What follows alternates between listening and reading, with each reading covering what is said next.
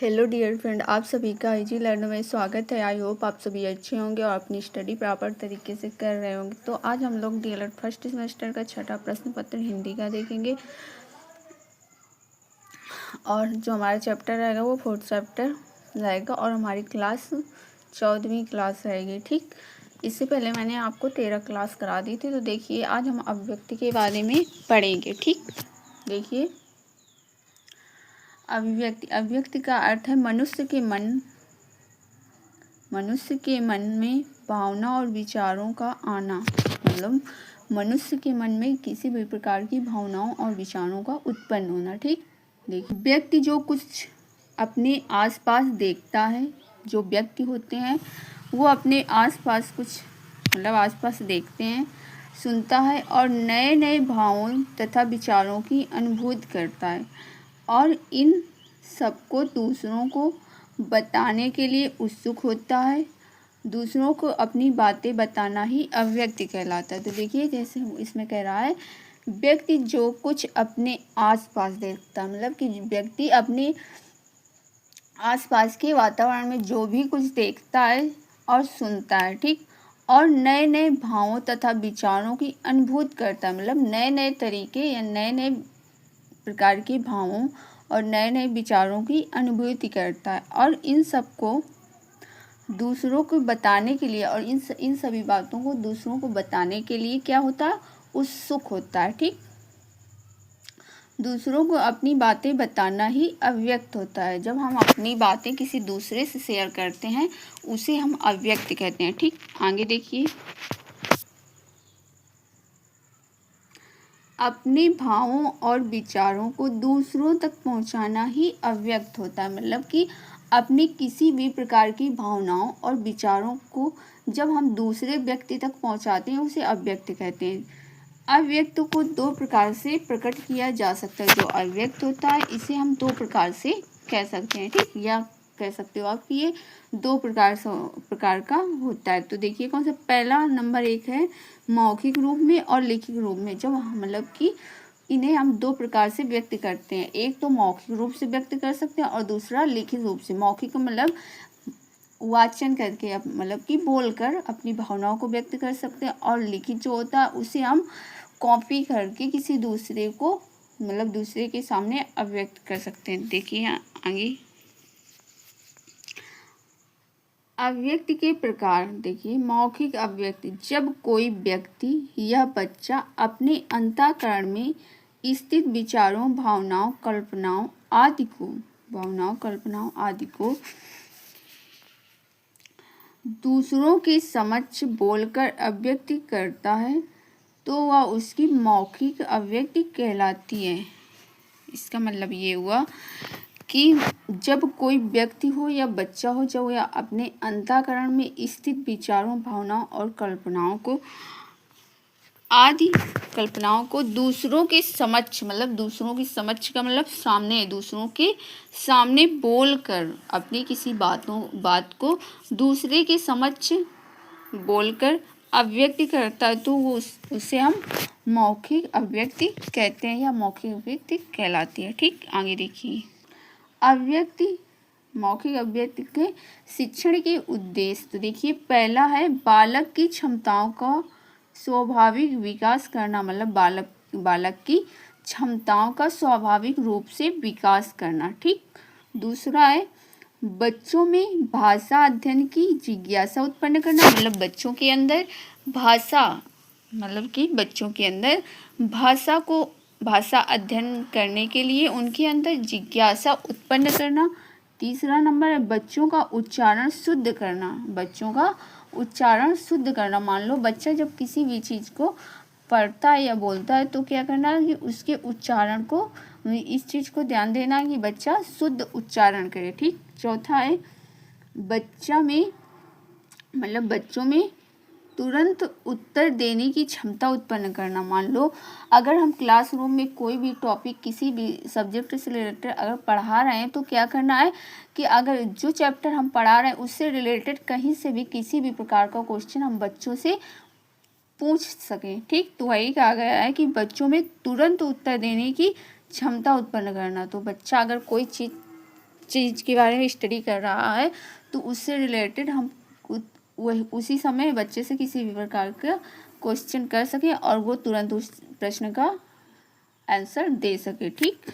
5वां नंबर, बच्चों को संकोच तथा झिझक मतलब संकोच तथा झिझक को दूर करना, मतलब बच्चों के अंदर संकोच और झिझक को दूर करना। ठीक। 6ठा है, बच्चों को ध्यान प्रवाह बोलने का अध्ययन करना। मान लो बच्चों को धारा प्रवाह बोलने का अध्ययन करना कि बच्चा ठीक ठाक बोल रहा है नहीं बोल रहा है। ठीक। आगे देखिए,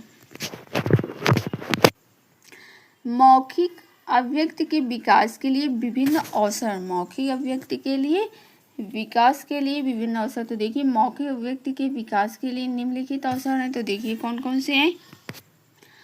वाद विवाद प्रतियोगिता। वाद विवाद प्रतियोगिता मतलब एक दूसरे से वार्तालाप तक करना, इसे हम वाद विवाद कहते हैं। जैसे देखिए, इसमें बच्चों की मौखिक अभिव्यक्ति, कल्पना शक्ति, आत्मविश्वास तथा तर्क शक्ति का विकास होता है। जब हम आपस में किसी से वाद विवाद करते हैं या वार्तालाप करते हैं तो उससे क्या होता है, बच्चों के अंदर मौखिक अभिव्यक्ति, कल्पना शक्ति, आत्मविश्वास, तर्क शक्ति, मान लो तर्क शक्ति करने का विकास होता है। ठीक। आगे देखिए,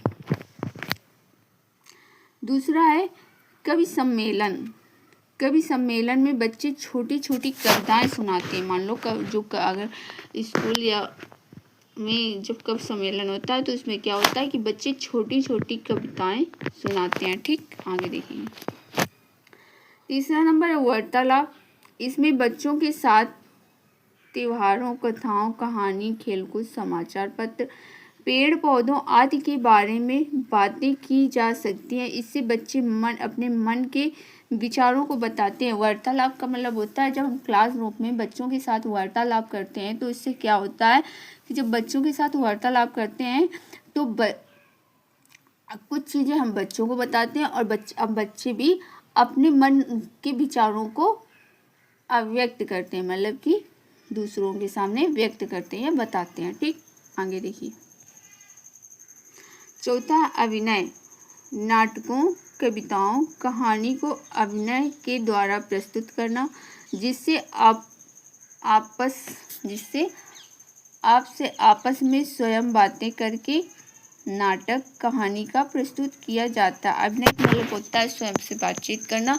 नाटकों, कविताओं, कहानी को अभिनय के द्वारा प्रस्तुत करना, जिससे आपसे आपस में स्वयं बातें करके नाटक, कहानी को प्रस्तुत किया जाता है। देखिए, इसके बाद आप पढ़ेंगे लिखित अभिव्यक्ति। अभी तक हम क्या पढ़ रहे थे, मौखिक अभिव्यक्ति। अब पढ़ेंगे लिखित अभिव्यक्ति। जब कोई व्यक्ति या बच्चा किसी व्यक्ति, वस्तु, घटना, दृश्य आदि के संदर्भ में अपने अंतःकरण या मन में स्थित भावनाओं, विचारों आदि को लिखकर अभिव्यक्त करता है तो उसे लिखित अभिव्यक्त करते हैं। मान लो कि जब बच्चा है तो वो किसी व्यक्ति, वस्तु, घटना, दृश्य आदि के संदर्भ में जब वह अपने अंदर स्थित भावनाओं और विचारों को जब वह लिखकर किसी चीज़ को किसी के सामने प्रस्तुत करता है उसे हम लिखित अभिव्यक्त करते हैं। ठीक। आगे देखिए, लिखित अभिव्यक्ति शिक्षण के उद्देश्य। देखिए, पहला है शुद्ध वर्तनी में लिखने की योग्यता करना। शुद्ध वर्तनी में लिखने के लिए योग्यता प्राप्त करना, मतलब कि लिखने में शुद्ध वर्तनी की योग्यता प्राप्त करना। ठीक। वहीं पे दूसरा नंबर है विराम चिन्हों का प्रयोग करना सीखना, मतलब कि विराम चिन्हों का प्रयोग करना पता होना चाहिए कि हमें किस शब्द के बाद या किस जगह पे हमें विराम चिन्ह का प्रयोग करना, इसके बारे में हमें जानकारी प्राप्त करना। ठीक।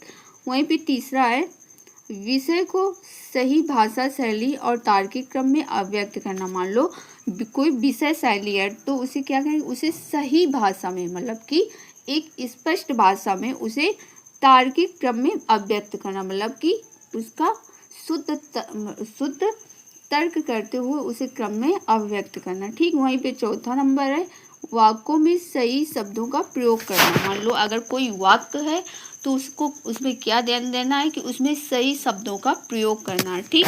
पांचवा है शुद्ध व्याकरण भाषा का प्रयोग करना सीखना। मान लो हमें शुद्ध व्याकरण भाषा का प्रयोग करना सीखना है। ठीक। आगे देखिए, आगे देखेंगे लिखित अव्यक्त के दो प्रकार होते हैं। मान लो अब हम मौखिक के भी दो प्रकार थे, अब इसमें लिखित अव्यक्त के भी दो प्रकार होते हैं। कौन कौन से होते हैं? पहला है नियमबद्ध अव्यक्त, दूसरा है मुक्त अव्यक्त। ठीक, देखिए नियमबद्ध अव्यक्त। नियमबद्ध अव्यक्ति देखिए डेफिनेशन, अपने भावों और विचारों को नियमों का पालन करते हुए अव्यक्त करना ही नियम अव्यक्ति होता है। अपने भावों और विचारों को नियमों का पालन करते हुए अव्यक्त करना ही नियमबद्ध अव्यक्ति होता है। ठीक, जैसे देखिए निजी व्यवहारिक व्यावसायिक पत्रों का लेखन, सभा समिति की रिपोर्ट, ये आपके एग्जाम्पल है। आगे देखिए उसके बाद दूसरा है मुक्त अव्यक्ति। इसमें व्यक्ति या बच्चा भाषा संबंधी नियमों का पालन करते हुए स्वतंत्र रूप से अपने मन के भावों और विचारों को अव्यक्त कर सके, इसे ही मुक्त अव्यक्ति कहते हैं। मुक्त अव्यक्ति मतलब इसमें व्यक्ति या बच्चा भाषा संबंधित नियमों का पालन करते हुए स्वतंत्र रूप से अपने, मान लो अगर बच्चे के दिमाग में कोई बात चल रही है तो वो स्वतंत्र रूप से दूसरे के सामने अपने मन की भावनाओं और विचारों को अव्यक्त कर सके, इसे मुक्त अव्यक्त मतलब, मुक्त का मतलब होता है स्वतंत्र रूप से। ठीक, कोई भी बात माइंड में दिमाग में चल रही है उसे बोल देना, इसे हम मुक्त अव्यक्त कहते हैं। ठीक, जैसे चित्रों को देखकर वर्णन करना, गांव बाजार पशु पक्षी वेशभूषा उत्सव पर अव्यक्त करना, इन सब चीज़ों के बारे में अव्यक्त करना। ठीक, आगे देखिए लिखित अव्यक्त के विकास के विविध अवसर। पहला है जीवनी, आत्मकथा, एकांकी लेखन, कहानी लेखन, कविता लेखन आदि के द्वारा कर सकते हैं। उसके बाद दूसरा है पत्र लेखन, संवाद लेखन, तीसरा स्थानों, घटनाओं, दृश्यों का वर्णन करना। ठीक, आगे तो आज जो हमारी क्लास थी यहीं तक थी। आई होप आप सभी को क्लास अच्छी लगी होगी और सारी चीज़ें प्रॉपर तरीके से समझ भी आई होंगी। ठीक, तो अगर क्लास अच्छी लगी हो और सारी चीज़ें समझ आई हो तो चैनल को सब्सक्राइब कर दिया करिए। तो आज की जो क्लास थी यहीं तक थी, मिलते हैं नेक्स्ट क्लास में, तब तक के लिए take care, bye bye, see you.